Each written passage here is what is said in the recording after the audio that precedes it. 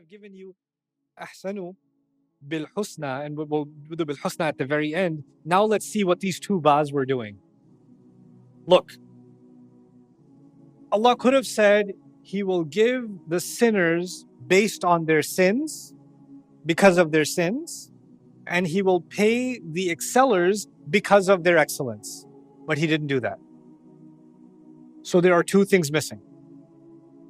He pays the sinners their pay. He didn't say the pay is missing. What Allah hasn't mentioned is, He mentioned why they're being given the pay, but He's not mentioning their pay itself. But with the believers, He's not mentioning why He's paying them, but He's only mentioning the payment. Okay? So there's two things, the reason and the payment. With the sinners, Allah mentions the reason, but He doesn't mention the payment. With the believers, He mentions the payment, but He doesn't mention the reason. And this is an incredible rahmah of Allah. It's an incredible rahmah of Allah. Allah did not describe punishment for the sinner. Allah only described their deeds. Because that way, even if they're sinning right now, they can stop sinning and focus on their deeds and not tell themselves, well, I'm just going to get punished. He took away the punishment from the ayah and focused on their deeds.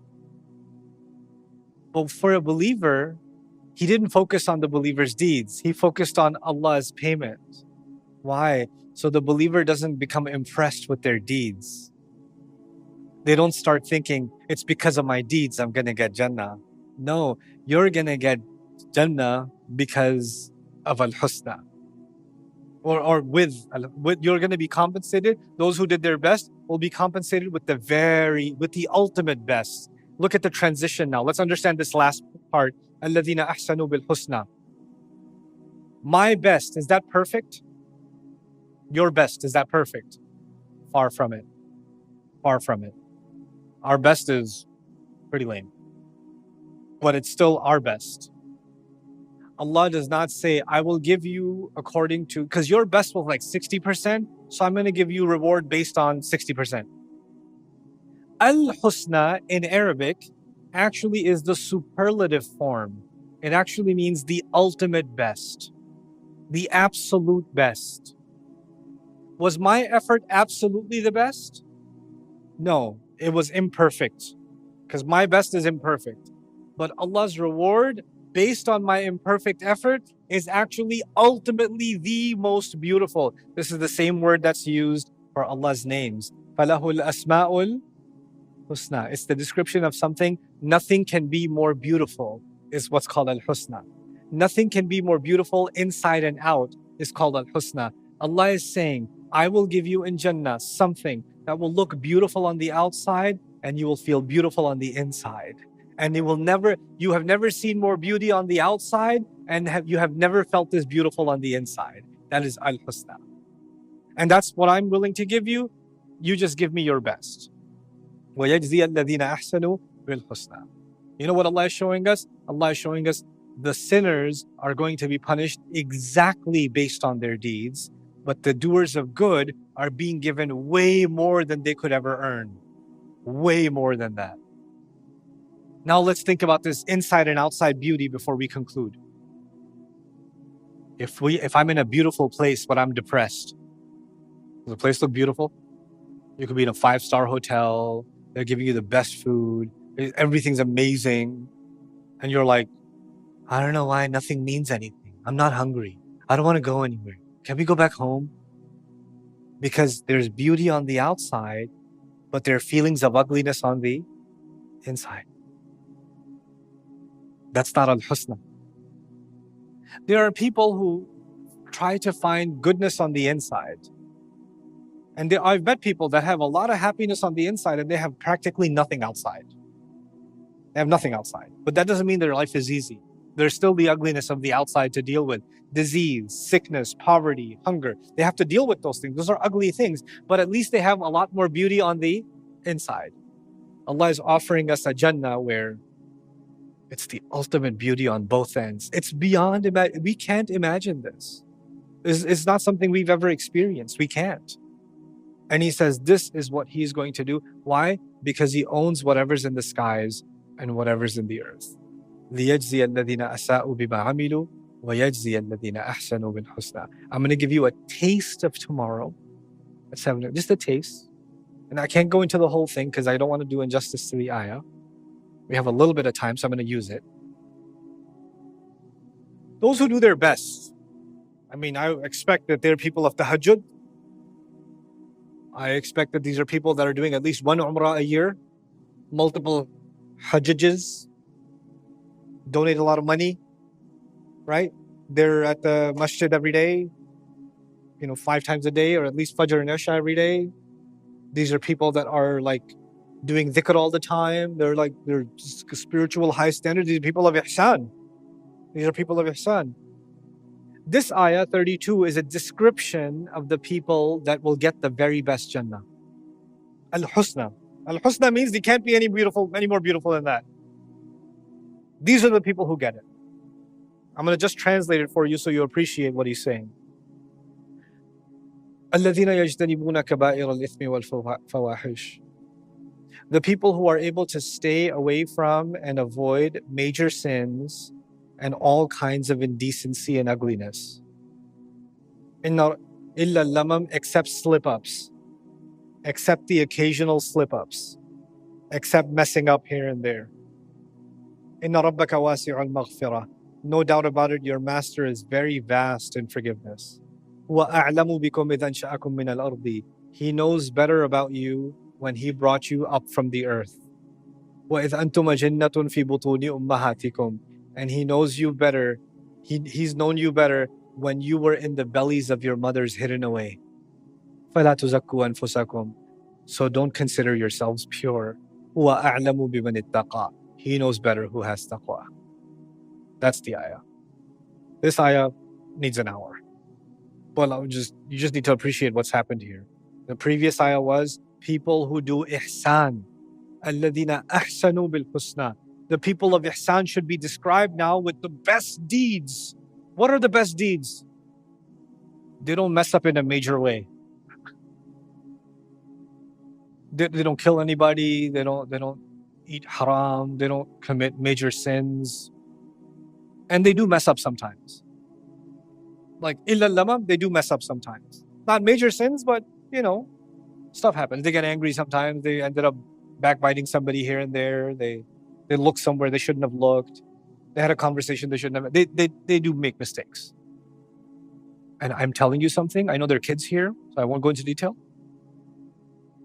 Classical mufassirun, when they explain this ayah, slip-ups, PG-13, maybe even R. And now you're like, is this tafsir of Quran?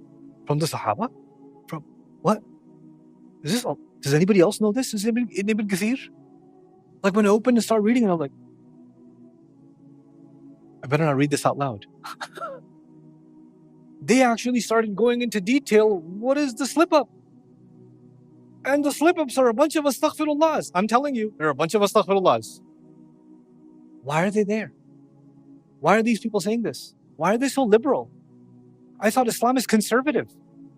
Because we have a black and white world, right? Liberal, conservative. And if you're a good Muslim, you're supposed to be a conservative. And if you're going to Jahannam, you're supposed to be a liberal. The problem is, the Quran is neither liberal nor conservative. The Quran is balanced. And it came to human beings. And human beings aren't perfect. And they mess up. And just because they mess up, Allah doesn't take their hope away. You can't do your best. You messed up. You can't be a person of ihsan. Look at what you did. No, Allah doesn't cancel people. Allah says, okay, they do their best. They stay away from major things and then they mess up too. And when they mess up, it's not a permanent mess up. It's momentary. They mess up and then he immediately adds, Inna rabbaka wasi'ul maghfirah. Allah is, your Rabb is so vast in forgiveness. Your Rabb is so vast in forgiveness. You know what that means? We claim that religion is merciless. Religion is harsh. Religion is judgmental. You know what's happened today? Because we want to run away from religion, human beings have become more judgmental than ever before. Allah is vast in forgiveness. Human beings have become extremely narrow in forgiveness because they're away from Allah. You know what you have now? Millions of videos. How to deal with a narcissist. How to deal with a toxic person. If you have a toxic spouse, watch this. If you have a toxic mother, watch this. Oh my God, my mother's toxic. My cousin's toxic. My brother's toxic. My husband's toxic. My wife is toxic. My God, I live in a toxic waste dump. I better put a hazmat suit on. Everybody around me is toxic. And all those toxic people are watching the same toxic video and calling you toxic. Isn't that the world we live in now? And by the way, once you declare someone is a narcissist, someone is toxic, you know what that means, right? Is that like this week they're toxic or they're forever toxic? Oh, that's a toxic person. That means they're going to die toxic. They're going to die a narcissist. They're going to die this. Once you put a label on them, once you put a sin on them, once you put a mistake on them, once you put a label on them, they must wear that label like their own skin. They have to become this now. And we call this liberation. This is liberation. And religion is oppressive. Do you see the hypocrisy and the irony? What is Allah just saying? What is Allah saying? Allah is saying people who, like the best people are people who accomplish this amazing thing. What's this amazing thing? They stayed away from major sins. That's it. They didn't pray all night and fast every Monday and Thursday, and they didn't do Umrah they didn't quit all their friends. They didn't just cry all the time. They didn't do any of that. They just stayed away from major things. Then what? Oh yeah, they messed up a little bit. Huh? Wait, that doesn't sound like ihsan. That sounds like they did something toxic. They messed up. How can you they can't be part of this ayah. Yeah, you didn't decide that as Allah. And he says, well, I'm not that forgiving. Yeah, you're not that forgiving. Inna rabbaka wasi'ul maghfirah. Your Rabb is vast in forgiveness, which is an interesting indication that you're not vast in forgiveness. This religion came to open the doors of rahmah for people. There are people in your family you've had an argument with, they messed up, they said something, stuff happened. It's hard for you to let go. It's hard. Some people are so hard-pressed on not being able to forgive. You know what they do? They say dramatic things about Judgment Day. Allah will ask you on Judgment Day. I will tell Allah about this on Judgment Day. I love that. I love that line. Allah will ask you on Judgment Day. Because Allah told you what He's going to ask on Judgment Day. And when Judgment Day begins and every creation is quiet, He's going to give you a passport. You're going to say, Ya Allah, before the proceedings begin, my cousin, last Eid, ask him about what he said. That's how you think Judgment Day is going to work. The audacity with which we speak about who Allah will punish and what He will question, so far from what Allah says. So far from what Allah says. Here we are looking for the rahmah from Allah, begging for the rahmah from Allah, and we have no room for rahmah for each other. It's incredible. And Allah is describing this, and the Sahaba were like, there's one ayah in Surah Al-An'am. وَلَمْ يَلْبَسُوا إِيمَانَهُمْ بِظُلْمٍ. Allah describes believers. He says, those who believed and never corrupted their faith with doing anything wrong. And the Sahaba were like, we're done. Nobody's going to heaven. Because the ayah says they believed and they never corrupted their faith with anything wrong. How many? They're all human. They've done plenty of things wrong.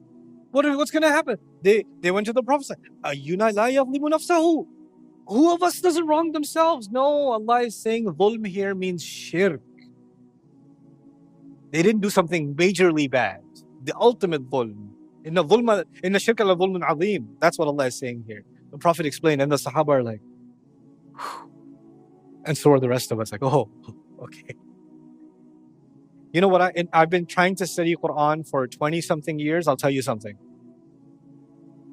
The khutbahs that I've heard in my youth and the talks and the literature that I've read, it made me feel for a long time that chances are I'm going to hell. And so are most of you. Chances are. Because we're not going to make it. We're just not good enough. And the reason that's happened is because we're constantly compared to people that were amazing. So, and clearly, I'm no Abu Bakr, you're no Umar, you're no Fatima, you're no Aisha. So we're basically meant for the grand barbecue. That's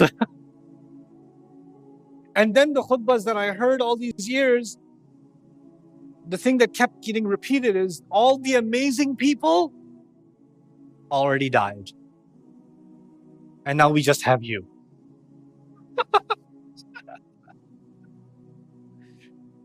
I don't know if you've heard all of this, but I certainly did. Over and over again. You know how you say kinaya, you're saying it without saying it? There's a lot of saying this without saying it. And Allah is angry with this person, and Allah will punish this, and Allah will get you for this. And look at what the Muslims are doing here. Allah will punish, Allah will punish, Allah will punish. Look at this haram, look at this haram, look at this haram. And yep, Allah is going to punish. I don't think I'm going to make it. This looks pretty bad. And they got a lot of dalil too. They quote a lot of ayat and the hadith. And when they get to the ayat of like Jahannam, then the volume goes up. You ever notice that? The volume goes up whenever they talk about Jahannam? Even the khatib, nicest guy. Assalamu alaikum wa rahmatullahi wa barakatuh. How are you? Alhamdulillah, mashallah. Then he's about to give a khutbah. Inna alhamdulillah, nahmadu wa nasta'inu. What happened to you? You just sent everybody to hell with your voice. And then I found something else. So one narrative of Islam I found, even studying Islam, a narrative of Islam I found is, chances are you're going to Jannah. Then I found a counter narrative, a reaction. And to every action, there's equal but opposite reaction. The Prophet ﷺ loved humanity. Allah loves us. We should love ourselves. Allah will forgive. Let's tolerate. Let's accept. Let's hold hands. Let's accept the sinner. Let's hug the sinner. Let's hug the sin while we're at it too. Because the deen is rahmah. We need to have rahmah. Rahmah. Allah is ar-Rahman. So one extreme was, everybody's going to hell. And then you get an equal but opposite reaction, which is what? Everybody's going to heaven. It's a party. And I have to you know what? One thing you will notice, all of these, is ma tahwa al-anfus. Is dhann and hawa nafs. I don't say this with 100% guarantee, but I'm a student of psychology. And I've seen men that talk a lot about hellfire and they don't have healthy personal lives. There's a lot going on in their life and they're very angry about it, and it comes out on the mimbar. And I'm not joking. This is serious. There are women that are teaching halaqat that are talking about how difficult it is for you to make it into Jannah. And they are very depressed in their personal life. Their emotions have now started polluting. They don't even realize it. It started polluting their understanding of the religion, corrupting it. Now it's not the Quran speaking. It's me making the Quran speak what I want to say. I'm using the Quran, but I'm actually speaking my own thoughts, my own version. Allah is extremely loving sometimes and extremely scary sometimes. He's both. Allah opens some doors sometimes. But when I said slip-ups, Allah will forgive. Some people here got uncomfortable. What, is he trying to make everybody liberal? You know why? Because your comfort zone is in the conservative. And some people here that may lean towards the liberal dynamic say, finally, someone's speaking my truth. Because you know what that is? That's our own hawa finding what we find comfort in and not comfort in. But you and I have to learn to surrender to the word of Allah. Like, I don't have to concern myself with how you will feel when I share what Allah says, because some of you will be uncomfortable with what Allah says. Some of you are not used to hearing what Allah says. If I start caring about that, then that's my hawa nafs. That's me, yantiqu anil hawa. I'm thinking about your feelings before I open my mouth. I can't. Then I shouldn't do this. I should talk about something else. If I'm going to talk about the Quran, then I have to be as honest with the Quran as possible. And I can't concern myself with your emotions and your comfort zones. When Allah opens the door for forgiveness, He opens the door for forgiveness. When He gives room for people to slip up, and slip-ups happen. Everybody's human. People mess up. All of us have embarrassing things we've done. All of us. But we're not beyond redemption. In the eyes of people, He cannot be redeemed. And just because people will come and tell you, Allah will never forgive you. You know that? Allah will never forgive you. Really? Allah sent you an email? Where did you get the notification from Allah that He will not forgive you? Where did you get it? What? وَمَا كَانَ اللَّهُ لِيُطْلِعَكُمْ عَلَى الْغَيْبِ. Allah is not one to tell you about the unseen. Where did you get it from? Allah said in the previous ayah, إِنَّ رَبَّكَ هُوَ أَعْلَمُ بِمَنْ ضَلَّ عَنْ سَبِيلِهِ. You know, Khalid ibn Walid is the reason 70 Sahaba were killed. You know that, right? Khalid ibn Walid, 70 Sahaba at Uhud. The Prophet was almost killed. The Prophet bled in 3 places in his face. There's a spear going through the Prophet's mouth in Uhud. Because of who? Khalid ibn Walid. And there are people who pray next to Khalid ibn Walid, and he's the reason their family members are dead. And sometimes he leads them in prayer too. You know that, right? And they don't look at him and get traumatized, because they have something inside them. They understand, Inna Rabbaka wasi'ul maghfirah. They don't say, I can't forget what you did. I know that you're a great general, but your great generalness really hurt us that time. I don't want you to ever forget what you have done. What we read these stories, we read this history, we read this Quran, but then we put it on pause and then we live our life. Different standards. This is what we have to change. This is what we have to change. Ihsan is defined, and this is where I'm going to conclude today. Ihsan is defined a certain way in the Muslim community.